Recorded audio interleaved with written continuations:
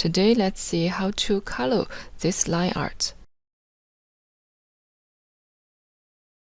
First, you have to update your ControlNet to the latest version.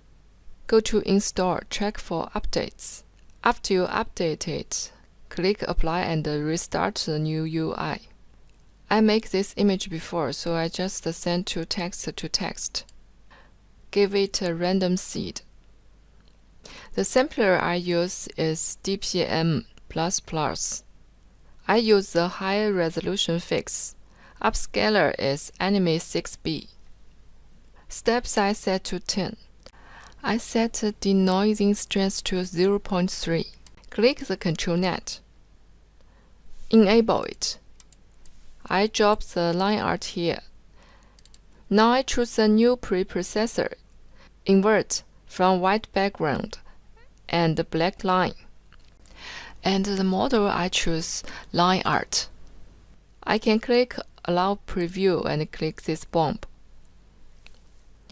This is what we get for preview. I first generate only one picture. Let's see how it looks.